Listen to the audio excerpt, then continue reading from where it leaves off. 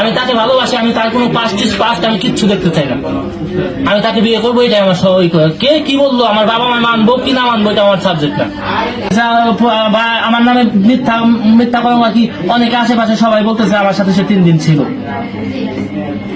ছিল ভাই আমি ক্যামেরার সামনে তো কিছু বলবো না, যে কারণ আমি তাকে বিয়ে করবো। সে যাই হোক, সে যতই তার যতই যাই হোক, সে আমার কাছে অনেকে আমাকে এই ফ্যামিলির লোকজনরা আমাদের বুঝাইছে, আমাকে এক প্রকার আইনের থ্রেট করছে। প্রথমে আমাকে বুঝাইছে মেয়ে ভালো না, মেয়ের অমুকের সাথে সম্পর্ক, মেয়ের সাথে অন্যজন এসে বাড়ির সাইকেল ফেলে গেছে, অন্যরকম মেয়ের ঘরে অন্য লোক আসে, এরকম আমাকে বোঝানো হয়েছে এই ফ্যামিলির লোকজন। যখন কি আমি বলছি যে আসলে আমি একটা কুকুরের সমতুল্য হয়ে গেছি, আমি তাকে ভালোবাসি, আমি তার কোনো পাস্ট আমি কিচ্ছু দেখতে চাই না। আমি তাকে বিয়ে করবো, এটাই আমার সবাই। কে কি বললো, আমার বাবা মা মানবো কি না মানবো, এটা আমার সাবজেক্ট না। আমি তার জন্য সব ছাড়তে পারি, সব পুরো দুনিয়া ছাড়তে পারি আমি তার জন্য। আমার বয়স 27 বছর 28 বছর আগে, আর তার বয়স 21 বছর আগে। সে অস্বীকার করলো, সে আমাকে, আপনি তো মুরব্বী মানুষ, আপনি তো অবশ্যই বুঝতেছেন যে আমাদের আজকে কি আমার মান সম্মান যাবে না? হ্যাঁ, এটা লাইফ বলতেছে, এটা মান সম্মান যাবে। কোন সময় আমার জীবনে বাঁচা মরার প্রশ্ন, কোন সময় একটা ছেলে এই ধরনের সিদ্ধান্ত নিতে পারে? আচ্ছা, প্রেমের সম্পর্ক সে আমাকে আশ্বাস দিচ্ছে, আপনি হচ্ছে এই মেয়ের সাথে বা মেয়ের পরিবারের সাথে রাজি না হইতে পারে, এটা তার ব্যক্তিগত ব্যাপার, তাতে আমার জলে কিছু নাই, ঠিক আছে। কিন্তু আমি তাকে ছাড়া বাঁচবো না।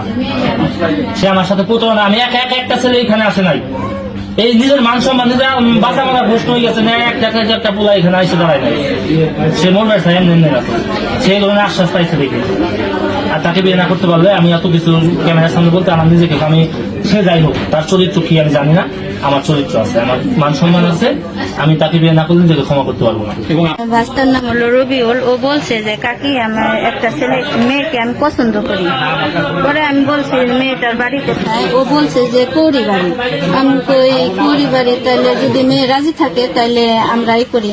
পরে বলছে যে না, আমি নিয়ে আসবো আপনার কাছে আপনারা দেখানোর জন্য। পরে ও মেয়ে নিয়ে আমাদের বাড়িতে গেছিল। যাওয়ার পরে বিকাল, বৃষ্টির দিন ছিল সেদিন, রবিবারের দিন, বিকাল 4:30টার দিকে গেছে। সন্ধ্যার দিকে মেয়ে আসছে, আমাদের বাসায় থেকে চলে আসছে। খাওয়া দাওয়া হয়েছে, ছবি উঠাইছে, কথাবার্তা হয়েছে।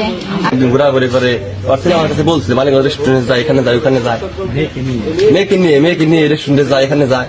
আর এই রুবুল ভাইয়ের যে বাসা, বাসার পাশে রুবুল ভাইয়ের কাকার বাসা, ওখানে গেছে, আমি দেখছি, অনেকবার দেখছি, 2-3 বার বাসায় গেছে, আমি দেখছি।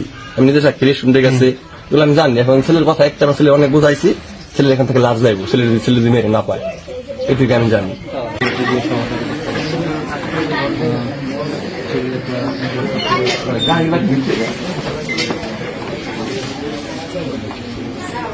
জানার বাচ্চা এক মেয়ে পিছনে যা সারা ঘুরো ঘুরবে মন চা না, তা না, এটা আপনি করতে পারবেন না।